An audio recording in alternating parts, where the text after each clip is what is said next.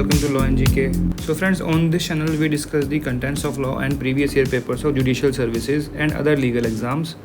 And if you have seen my previous video, I have started this series for ADA, District Attorney papers of different states, and at present we are doing the Punjab ADA previous year papers. And in my previous video, I have discussed the paper 1 of Punjab ADA 2018. And in today's video, in the same sequence, we are going to discuss the Punjab ADA 2018 paper 2. So friends, if you are new on this channel, I recommend कि आप जो है इस channel को subscribe ज़रूर कीजिए because it will be very beneficial for you in your preparation for judiciary and other legal exams. And and में अगर आपको ये वीडियो अच्छा लगे तो इसको ज़रूर लाइक कीजिएगा, शेयर कीजिएगा, अपने फ्रेंड्स को बताएं कि यहाँ पर उनको प्रीवियस ईयर पेपर्स जो हैं फुल डिस्कशन के साथ मिल जाएंगे. You can also join us on Twitter, Telegram and Facebook. चलिए बढ़ते हैं एग्ज़ाम पेपर की ओर. देखिए कुछ इस तरीके से आता है एग्ज़ाम पेपर. देखिए यहाँ पर जो है अपना कैंडिडेट नेम लिखना है, ठीक है, फिर फादर्स नेम आ गया, डेट ऑफ बर्थ लिखनी है, कैटेगरी कोड लिखना है. यहाँ पर बुकलेट सीरीज़ ये है ए, फिर यहाँ पर OMR शीट नंबर भरने हैं इधर, ठीक है, फिर रोल नंबर लिखना है और यहाँ पर साइन कर देने हैं. एंड आप इसमें blue and black ball point pen जो है वो यूज़ कर सकते हैं. 100 क्वेश्चंस होते हैं 90 मिनट्स के, और इसमें कोई नेगेटिव मार्किंग नहीं होती. देखिए लिखा हुआ नो नेगेटिव मार्किंग, और 1.5 मार्क्स जो है मिलेगा आपको पर क्वेश्चन. 100 क्वेश्चन मतलब 150 नंबर का क्वेश्चन पेपर हो गया. ये एग्ज़ाम पेपर मैंने ऑनलाइन डाउनलोड किया है, आप भी इसको ऑनलाइन डाउनलोड कर सकते हैं. PPSC की वेबसाइट पर मिल जाएगा आपको, पर गूगल करेंगे तो ज़्यादा बेटर रहेगा. चलिए बढ़ते हैं क्वेश्चन नंबर 1 की ओर. क्वेश्चन नंबर 1 है, Vijay lives in Amritsar. He owns a house in Patiala and rented it to Jay. The landlord filed a suit against Jay in the Civil Court of Amritsar for perpetual injunction restraining the defendant from carrying on construction in the suit premises. An interim injunction was granted by the court. Jay did not stop the construction. He argued that Amritsar court did not have the jurisdiction. Amritsar court punished him for his disobedience. Is it legal? देखिए legal तो है नहीं. देखिए उसका जो argument है that is totally correct कि Amritsar court के पास जुडिक्शन नहीं है because he is living in Patiala, और सूट प्रॉपर्टी भी कहाँ पर है, वो भी पटियाला में ही है. तो सूट जो फाइल होना चाहिए था वो पटियाला में फाइल होना चाहिए था. अब जो अमृतसर कोर्ट ने पनिश किया है डिसोबीडियंस के लिए, वो करेक्ट है भी और नहीं भी. कैसे कि भाई जब कोर्ट में कोई चीज़ फाइल हो गई है तो आपको जो अगर जुडिक्शन के लिए ऑब्जेक्शन करना है एज़ पर सेक्शन 21 तो आपको कोर्ट में ही ऑब्जेक्शन करना पड़ेगा. और यहाँ पर जैने जो ऑब्जेक्शन किया है वो आफ्टर एड इंटरिम इंजंक्शन किया है. देखिए यहाँ पर ये नहीं लिखा हुआ कि ये एक्स पार्टे इंजंक्शन थी, मतलब जय तो वहाँ प्रेजेंट था ही नहीं. जय इट इज़ प्रिज्यूम कि जय वहाँ पर प्रेजेंट था तो उसको वहीं पर कोर्ट में करना चाहिए था, नॉट आफ्टर इंटरिम इंजंक्शन. ठीक है. दिस इज ऑल्सो फैक्ट कि Amritsar court should not have punished him if he has raised the objection of jurisdiction. ठीक है. तो this was partially correct and ये क्वेश्चन जो है डिलीट कर दिया गया था because there is no perfect answer for this. Next question number 2, A exercised his jurisdiction irregularly and gave a wrong judgment apparent on the face of the record. Appellant argued that the judgment was void ab initio. The argument is valid. Yes, valid तो है, but ये question भी जो है delete कर दिया गया था. Next question number 3, the government decided A political question which adversely affected the plaintiff. Plaintiff challenged the decision in a civil court. Decide whether the civil court had jurisdiction to try the suit. No. क्यों? Here the doctrine of political question arises. And what is doctrine of political question? कि if any political question arises before the legislature, then only the legislature is competent to decide such question. And civil court would not have the jurisdiction upon that. देखिए यहाँ पर लिखा भी हो ना, government decided a political question act of the state. ठीक है ना, तो सिविल कोर्ट के पास उसका जुरिडिक्शन नहीं है. आप इस डॉक्ट्राइन गूगल पर सर्च करके पढ़ सकते हैं. Next is 4, every decree and order passed by court is appealable. Is it true? No, not every decree और ऑर्डर. देखिए एवरी डिक्री एंड ऑर्डर लिखा हुआ है यहाँ पर, अगर और ऑर्डर लिखा होता तब भी वो ठीक नहीं होता. Decree is available but all orders are not available. Only the orders which are mention in order 43 are available orders. ठीक है, तो इसका आंसर क्या रहेगा? B.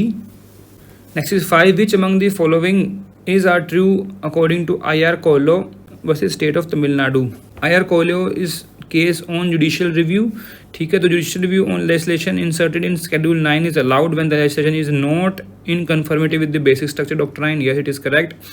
Legislation affecting fundamental rights can be reviewed, yes this is also correct. तो both are correct. तो यहाँ पूछा हुआ ना, क्या पूछा हुआ है यहाँ पे देखिए, ट्रू पूछा हुआ है, तो both are true, C is the answer. ऐसी question number 6, dash delivered minority judgment in ADM Jabalpur versus Shivkant Shukla case.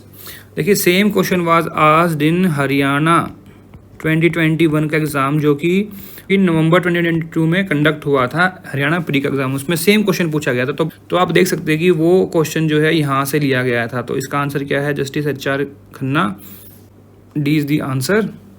और लोग सर्च करते रहे भाई क्या आंसर है, इसका क्या आंसर है, बहुत इस पर डिस्कशंस हुई। तो यहाँ देख लेते हैं आकर, तो इस अगर किसी को पता होता कि पंजाब AD में क्वेश्चन पूछा गया था, वो वैसे जिसने पंजाब AD का कभी पेपर दिया वो 2018 का, उसको इसका आंसर पता होगा।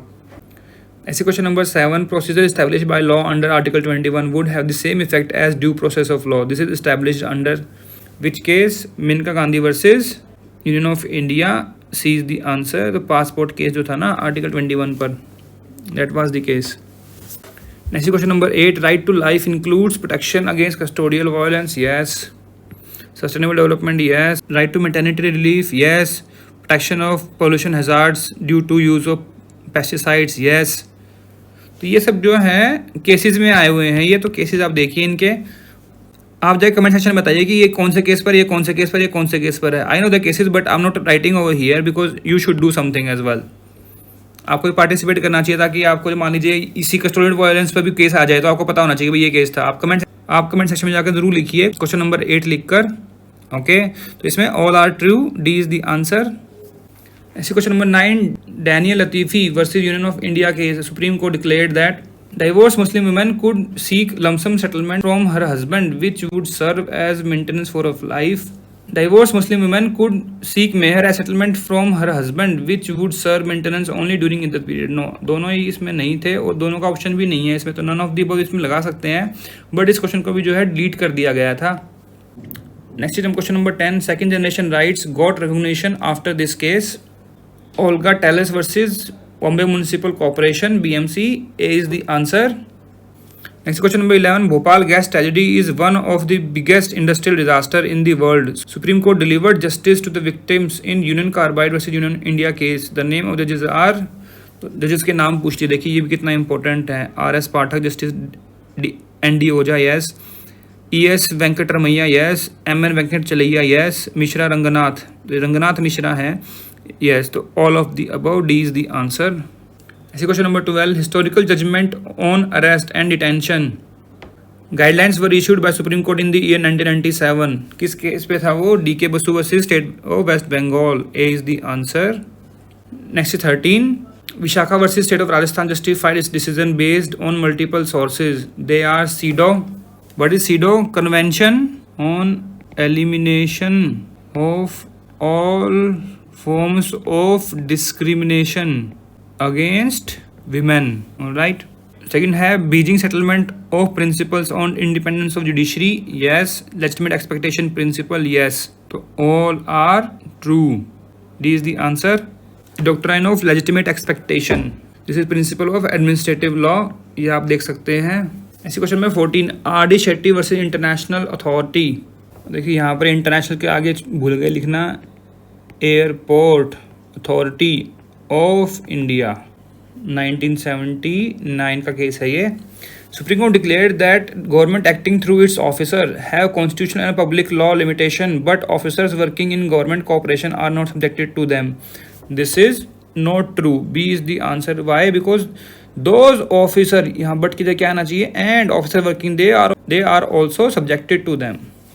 Next is 15, doctrine of eclipse means law cannot be applied retrospectively, pre-constitutional laws inconsistent with the fundamental rights are null and void.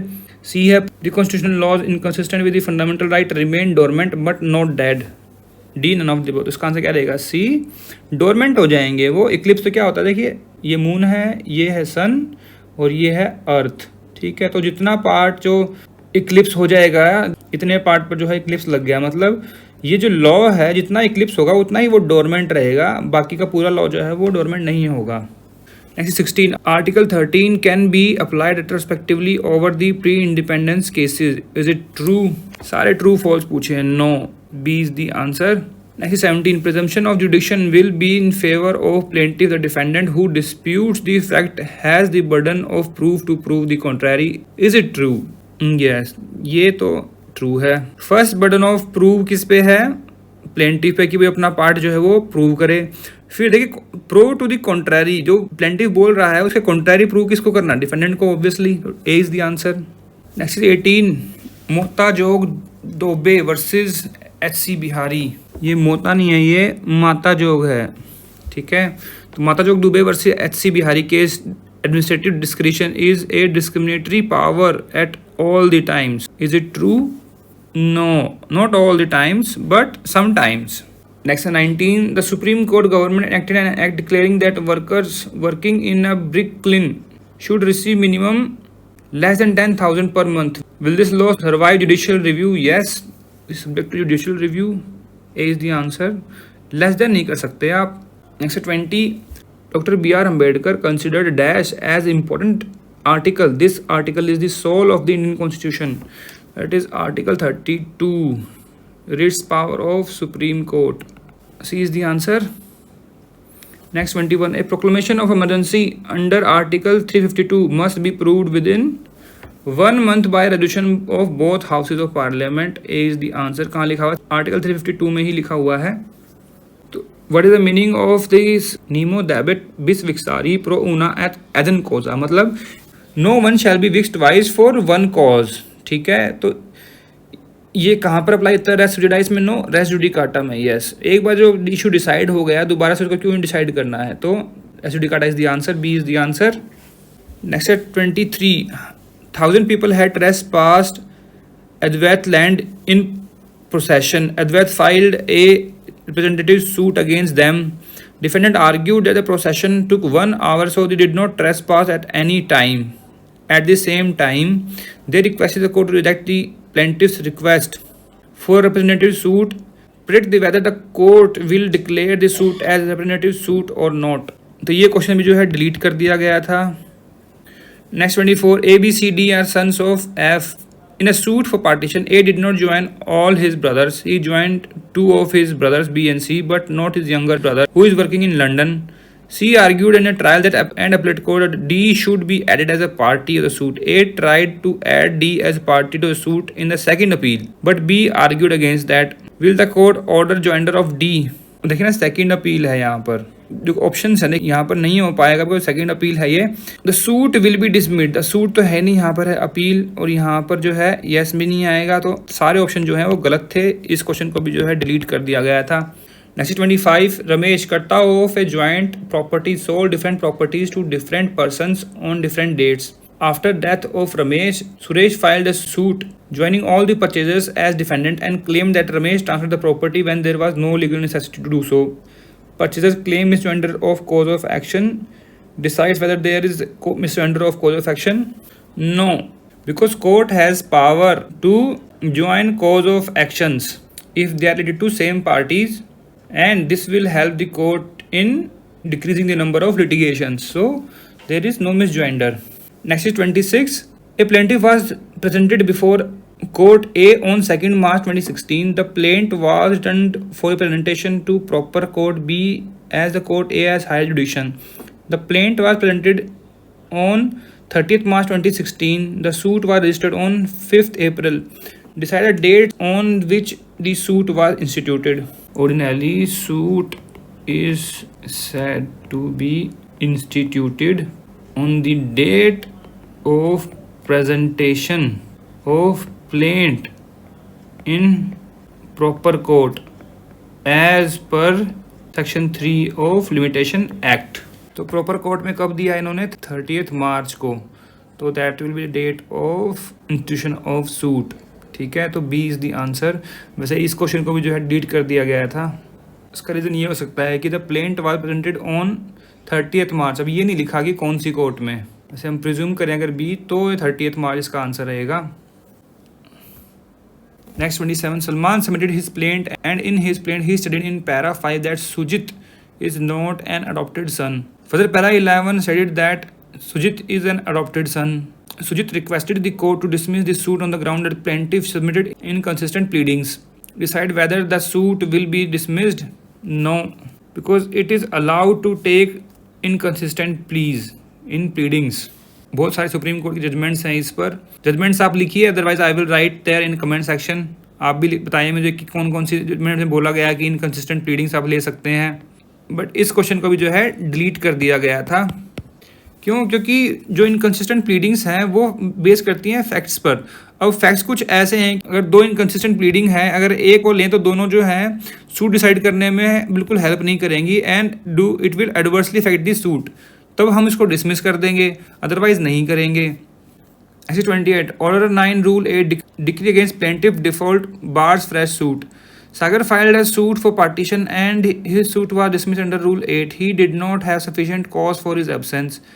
Sagar filed a fresh suit after 6 months. Defendant argued for the dismissal of the suit according to Order 9 Rule 8. Will the court accept the defendant's argument?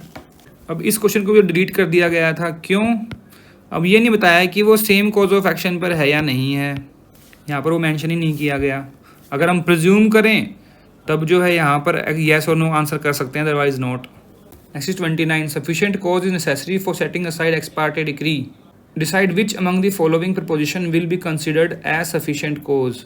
Late arrival of train, advocate name is not in cause list, counsel busy in other court, sickness of the council.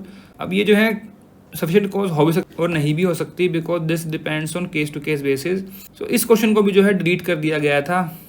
ऐसी question number 30. A husband applied for discovery of letters written by him to his wife in a matrimonial suit. Decide whether the production of letters will be allowed under discovery of documents. होना चाहिए no, because any communication between husband and wife can only be disclose in matrimonial suit. अब matrimonial suit तो है ये, ठीक है. They can be competent witness against each other, but whether the discovery of letter written by him can be presented in the court, that depends on fact and circumstances of the case. तो so इस question को भी जो है delete कर दिया गया था. 31 also deleted, 34 also deleted. आप पढ़ सकते हैं पढ़ना हो तो. 32 also deleted, 33 also deleted. तो ये सारे क्वेश्चन जो डिलीट कर दिए गए थे. Next question number 35. रूल क्या है? Court are under obligation to inform parties where an appeal lies. A lower court pronounced the judgment after hearing lengthy arguments from plaintiffs and defendant advocates. He did not inform the parties about the period of limitation of filing an appeal under latest amendment. The plaintiff failed to appeal on time and requested the higher court to condonation of delay on the ground that lower court failed to fulfill his obligation as he was not informed about the appeal. Will the higher court consider this ground as sufficient cause for condonation of delay? इसका answer क्या रहेगा? No. Why? भाई उनके पास advocate है ना, जज ने नहीं बताया, इसका मतलब क्या एडवोकेट भी उनका हेल्प नहीं करेगा क्या उनकी? तो एडवोकेट का काम क्या है फिर बताओ? B is the answer. Next 36. A judgment was pronounced on 2 December 2017. Decree was drawn on 5 January 2018. What is the date of decree in this situation? Date कौन सी होगी? 2 December. कैसे? देखिए, order 20 Rule 7 of CPC provides for date of decree. Date of decree shall be a date the day on which judgment was pronounced. तो judgment कब pronounce किया था? 2 December को. तो 2 December is the answer. Next 37. A decree was passed by court P. It was sent to court Q for execution. The decree holder approached the court R and requested it to execute it. Court R appointed a receiver. It was challenged by judgment debtor in an appellate court. Will the appellate court agree with the judgment debtor? Yes. भाई जब भेजी है Q के पास तो R के पास आप क्यों गए फिर? Answer is yes. और इसका रीज़न क्या हो सकता है? सेक्शन 38 जो कि कहता है decree may be executed either by the court which pass it और by the court to which it is sent for execution. तो स्पेसिफिकली मेंशन है जिसको भेजी गई है वही जो है एग्जीक्यूट करेगा. तो इसका आंसर है ए. नेक्स्ट 38 आप पढ़ सकते हैं, इसको भी जो है डिलीट कर दिया गया था. Next 39. A decree was transferred for its execution from Court X to Court Y. The Court Y is of the opinion that Court X committed an error when it calculated the limitation period. Court Y announced it rectified the mistake of Court X and upheld the rule of law by pronouncing judgment in favor of judgment debtor. This was challenged by a decree holder in the appellate court. Predict whether the decree holder will win the case. Yes, he will, because executing court cannot go behind the decree. This is the general principle of law. And section 47 क्या कहता है कि any question arising out of such decree relating to execution, discharge or satisfaction of the decree shall be determined by the court executing the decree and not by separate suit। ठीक है, but it does not mention about the modification of the decree। तो modification नहीं कर सकता executing court। so इसका answer क्या रहेगा? A। Next is 40। ये क्वेश्चन में जो है डिलीट कर दिया गया था, आप पढ़ सकते हैं, पढ़ना हो तो इसका आंसर देख सकते हैं। नेक्स्ट है 41। Decide who among the following person can be said to be parties to the suit within the meaning of 47। Rival decree holders, auction purchaser, garnishee, surety. तो कौन कौन कर सकता है? Auction purchaser, garnishee, surety. Rival decree holder कौन हो गया? JD जो है वो भी एक डिक्री होल्डर है, ठीक है। ऑक्शन परचेजर कर पाएगा, श्योरिटी कर पाएगा। गार्निशी क्या है? जैसे ओनली डेटर ऑफ डेटर, ठीक है, तो वो नहीं कर पाएगा। तो इसका आंसर क्या रहेगा? D 1 2 4। Next 42। The substantive question of law for application of second appeal or conflict of judicial opinion, non-consideration of admissible evidence, two views are possible, lower court considering irrelevant evidence। तो two view possible जो है वो अब नहीं लेंगे, that is not a substantive question of law। तो 1 2 4 is the answer, D is the answer। Next 43। The sentence passed by criminal court against Nanavati was pardoned by governor even though the case was pending in the Supreme Court। Was it proper? No, because after the decision of Supreme Court only then he can go for the pardon। B is the answer। Next 44। The court ordered for the attachment of agricultural produce। The judgment debtor continued the acts of husbandry such as cutting, gathering and storing the produce। Is this proper? देखिए section 61 CPC provide करता है क्या? देखिए लिखा हुआ ना 61 में कि partial exemption है। State government may declare that such portion of agricultural produce of any class of agricultural produce may appear to state government to be necessary for the purpose of providing until the next harvest for due cultivation for support of judgment debtor and his family shall in case of all agriculturist or of any class of agriculturist be exempted from liability to attachment or sale of execution। Alright, तो इसका answer क्या रहेगा? Yes, A is the answer। Next is 45। Is it possible to attach a mortgage decree under Order 21 Rule 53? Yes, it can be attached। A is the answer। Decree की attachment हो सकती है। Next is 46। An order of stay under section 10 of the CPC occurred, then the court appointed a receiver after the stay of suit। Is it proper? Yes, they can do that। Next is 47। Indira Shawne judgment is a benchmark judgment on the issue of reservation। Which among the statements are true? Reservation for backward classes? Yes। Identification of backward classes through Hindu caste system? Yes। Identification of backward classes through occupation? Yes। Imposition of creamy layer? Yes। So all of the above are correct। C is the answer। Next 48। Dash is responsible for the genesis of basic structure doctrine। Derther Conrad। तो ये कौन था? He was a German thinker जिन्होंने propound की थी theory of basic structure। B is the answer। Next 49। Mohini Jain versus Union of India lays down right to education। B is the answer। Next is 50। Doctrine of width and substance is incidental encroachment on the field of other legislation is permissible। B is the answer। मान लीजिए कहीं पर जो centre का law है और encroach कर रहा है स्टेट लॉ पर, ठीक है, तो जितना एनक्रोच किया अगर वो विथ एंड सब्सटेंस में वैलिड है तो वैलिड रहेगा, वो परमिसिबल होगा। Next is 51। The high court having जुडिक्शन in judicial matters relating to the largest number of state union territory is Guwahati High Court। D is the answer। Next 52। presidential ordinance remains in force for। तो ये question भी जो है delete कर दिया गया था, क्यों? आप बताइए क्यों? बिकॉज ये 6 months लिखा हुआ, दिस शुड बी 6 weeks, तो वो ऑप्शन में ही नहीं है। प्रेसिडेंशियल ऑर्डिनेंस जो है 6 weeks तक जो है लागू रहता है, उसके बाद जो है पार्लियामेंट से उसको पास करवाना होता है unless extended by another ordinance। And which article provides for that? Article 1 2 3।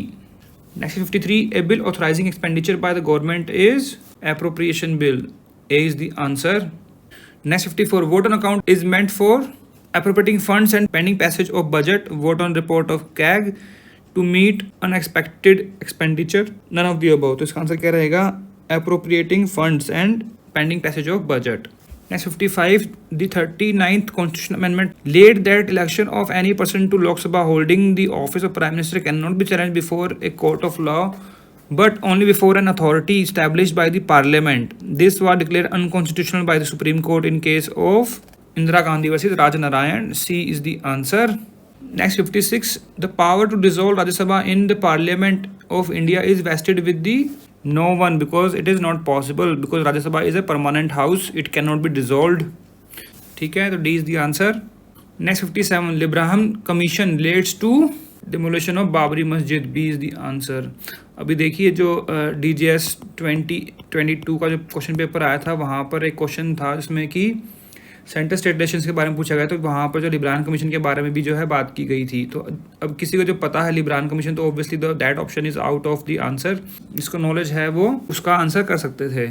Alright, next 58. The maximum duration of the 0 hour in the Lok Sabha of the parliament of India can be. देखिए, जो 0 आवर है वो start होता है 12 बजे, मतलब जब 0 hours हो जाते हैं तब जो है सेशन स्टार्ट होता है। It goes up to 30 minutes. So C is the answer, but इस क्वेश्चन को डिलीट कर दिया गया था, I don't know why. May be due to the maximum duration लिखा हुआ है यहाँ पर। मैक्सिमम ड्यूरेशन कभी कभी जो है 30 मिनट से ऊपर हो ही जाती है।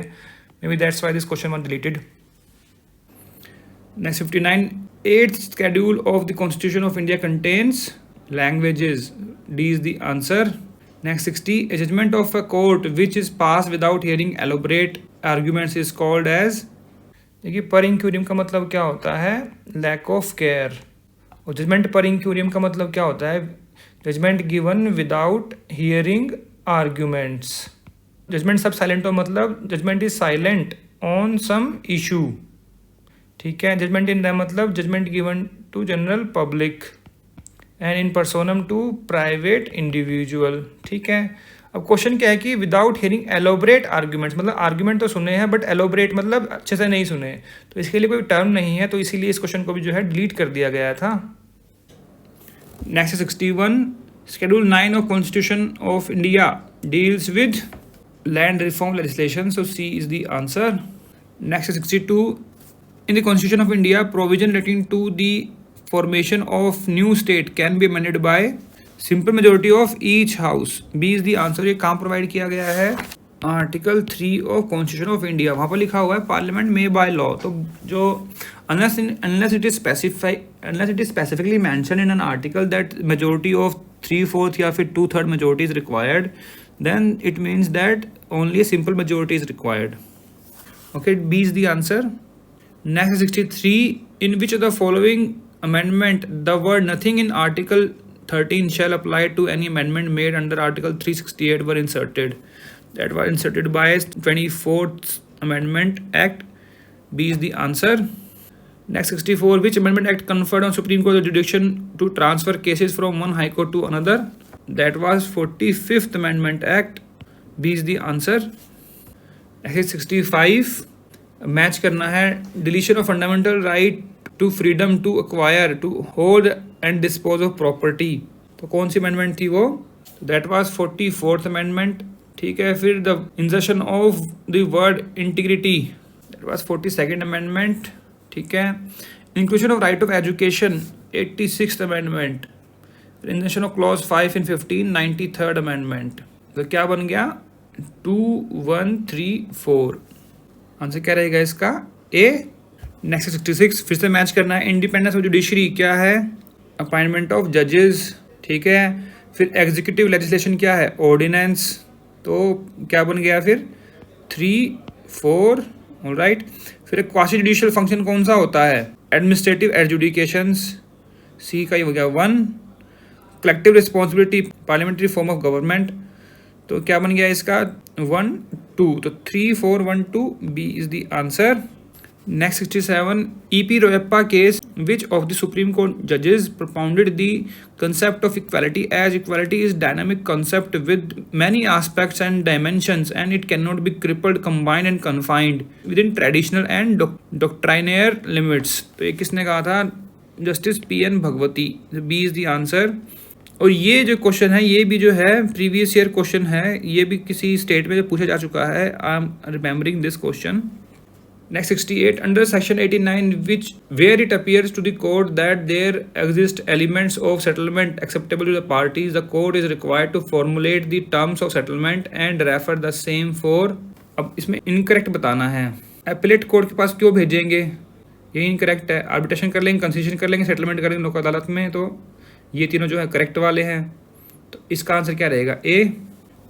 Next 69, Order 21 Rule 37 provides that where an application is for execution of decree for payment of money by arrest detention in civil prison of judgment debtor who is liable to be arrested in pursuance of the application, the court shall, instead of issuing a warrant for his arrest, issue a notice calling upon to appear before the court on a day to be specified in the notice and show cause why he should not be committed to the prison. So this is the correct answer. A is the answer.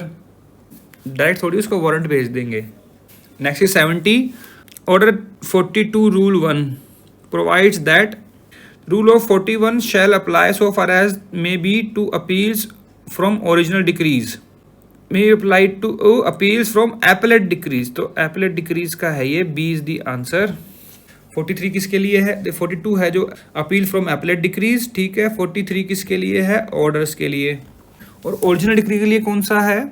देखिए यहाँ बता दिया ना ए में, 41 is for appeals from original decrease. Order 42 के rule 1 में ही लिखा हुआ है ये चीज़. Rule of 41 shall apply so far as may be appeals to appellate decrees. उसमें सिर्फ 3 रूल्स बनाए गए हैं. उसमें कह दिया ना कि जो अपीलेट डिक्री की जो अपील है उन पर भी वही रूल अप्लाई हो जाएगा. 41 वाला तो आगे उसका रूल्स बनाने की जरूरत ही नहीं है. B is the answer. Next 71. By order 49 Rule 2. Rules in force at the time of commencement of CPC for taking evidence or recording of judgment and order by chartered high courts are saved. Rule 49 क्या है? Chartered high courts के बारे में है, तो obviously वो mention किया गया है वहाँ पर रूल 2 में. पहली बार देखा है क्वेश्चन चार्टर्ड हाई कोर्ट पे किसी भी एग्जाम में अगर आया हो तो पंजाब में पूछा हुआ है. Next 72. Can a court pass more than one final decree in one suit? Yes, it can be filed. Case कौन सा है? Rachakonda Venkat Rao versus state of Andhra Pradesh. देख लीजिएगा इसको. Next 73. In a suit for possession by landlord against his tenant, a sub tenant is a proper party. B is the answer. Next 74. Which of the following principle is not true regarding pleadings? Pleading should state facts and laws. तो this is not true लिखा हुआ है, not laws. Pleadings कहाँ पर mention है? Order 6 में, और ये है rule 2. Next 75. Which of the following rules of CPC deals with forms of pleadings? अब देखिए ऑर्डर तो 6 है ही है, तो एक ऑप्शन यहाँ 4 है, तो ये गलत हो गया. तो फॉर्म्स ऑफ प्लीडिंग कहाँ पर है? रूल 3 में. तो A is the answer. 5 is deleted, 7 is departure.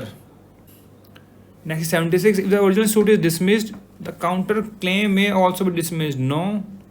Counter claim will be failed. No. May be decided on merits. Yes, C is the answer. Where is the counter claim mentioned? Order 8, Rule 6A. Next 77. If a plaintiff is rejected on the ground that it does not disclose a cause of action, can the plaintiff present a fresh suit on the same cause of action?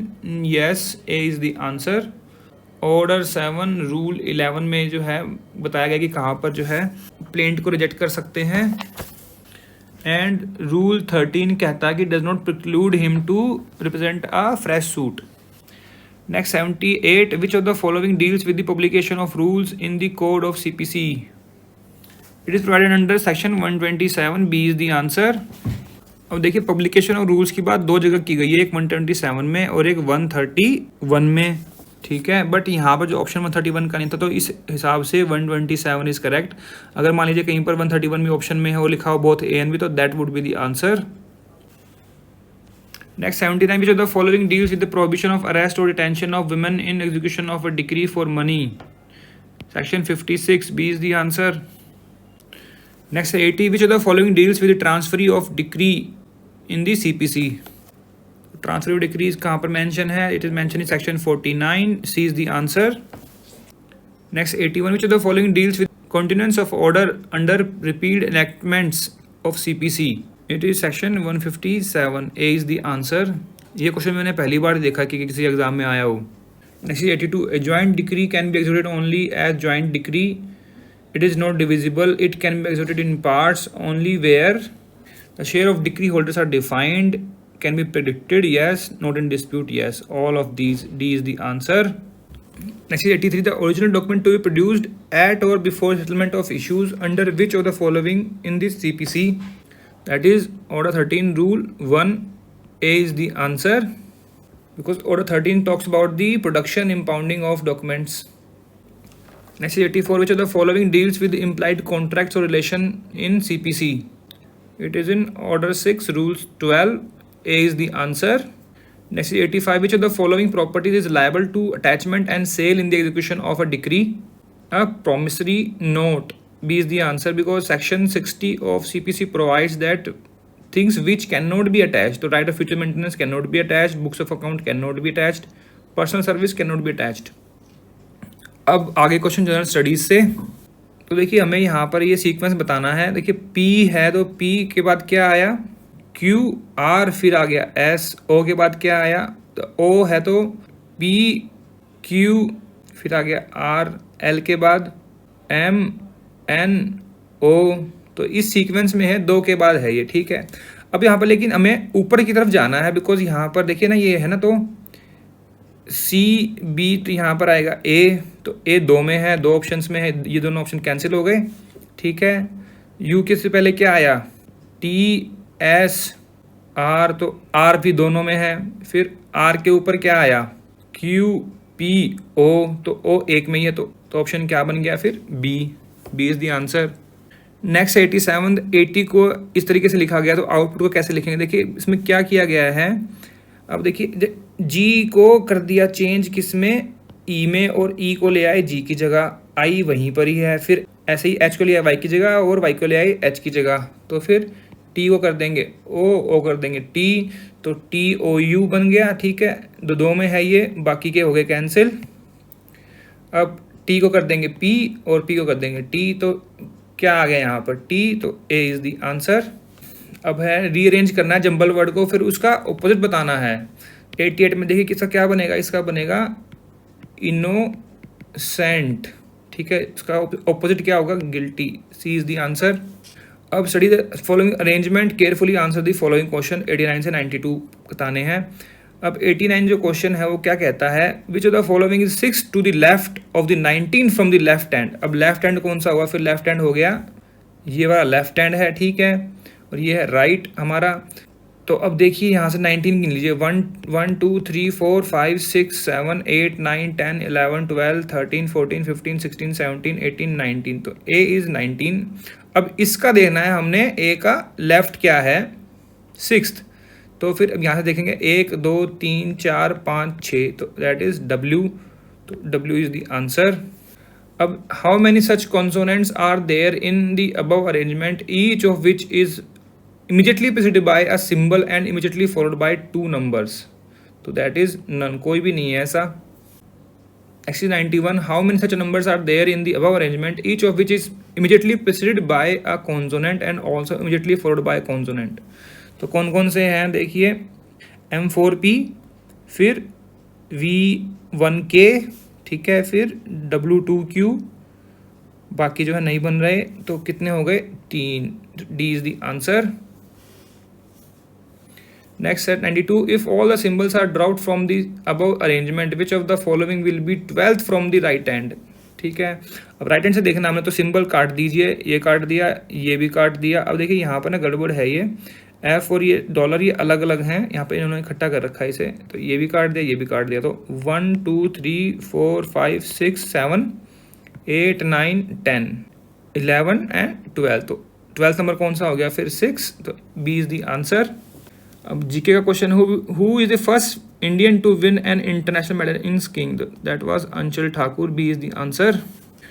Next 94, who is the first Indian to win the prestigious Pritzker architecture prize, it was Balkrishna Doshi, C is the answer. अब at present in 2022 किसको मिला है ये award, Diebedo Francis Kere, alright. Balkrishna Doshi को मिला था ये 2018 के लिए, okay. Next 95, what is the full form of Swift use in the banking service, the society for world wide inter bank financial telecommunication, B is the answer. Next है direction 96 से 100 के लिए, study the information given below, answer the question that follows, ठीक है। अब देखिए इसमें जो है हम इसको बना लेते हैं, they are family of 6 person, ABCDENF, okay. They are lawyers, doctor, teacher, engineer, salesman. There are 2 married couples in the family, okay. D जो अब यहाँ लिखते हैं हम सेल्समैन, कौन है डी, जो कि मैरिड है किससे, एक लेडी टीचर है, मतलब ये है मेल ये है फीमेल, वो नहीं बताया गया कि ये फीमेल कौन है, ठीक है, ये फीमेल है। फिर लिखा हुआ है doctor is married to the lawyer, जो डॉक्टर है वो किससे मैरिड है, लॉयर से। एफ इज अकाउंटेंट, एफ कौन है, अकाउंटेंट है। Is the son of B, तो मेल है एफ, और सन किसका है, ये B's son, alright. Brother of E, और ई का जो क्या है ये ब्रदर है। C the lawyer is daughter in law, अब देखिए यहाँ लिखा ना लॉयर से मैरिड किया, डॉक्टर की शादी हुई किससे, सी से, जो कि लॉयर है। Is A daughter in law of A, अब ये कौन है, ए की डॉटर इन लॉ है, okay. E is unmarried engineer, E जो है एक अनमैरिड इंजीनियर है, ई मैंने यहाँ लिखा ना, तो ई फॉर इंजीनियर लिख लेते हैं इसको। A is the grandmother of F, F की ग्रैंड मदर कौन है, ए, तो फिर ये फीमेल कौन हुई, अब ग्रैंड मदर सबसे बड़ी तो ए हो गई, तो A would be here. D and A की शादी है, और सी एंड बी की शादी है, ठीक है, तो बी हो गया डॉक्टर, क्योंकि ये हो गया ना यहाँ पर, एफ तो अकाउंटेंट है जिसकी शादी नहीं हुई है, और ई इंजीनियर है वो भी अनमैरिड है, तो क्या बन गया, D A B C F and E. अब आंसर कर लेते हैं पहले इसका। How E is related to F, that is brother obviously. 97 what is the profession of B, B कौन है, बी एक डॉक्टर है, बी इज द आंसर।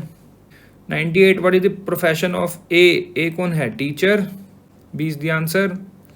फिर which of the following is one of the couples, तो D and ए हैं और B and सी हैं, तो बी एंड सी इसमें है, D A and D A couple, so D is the answer.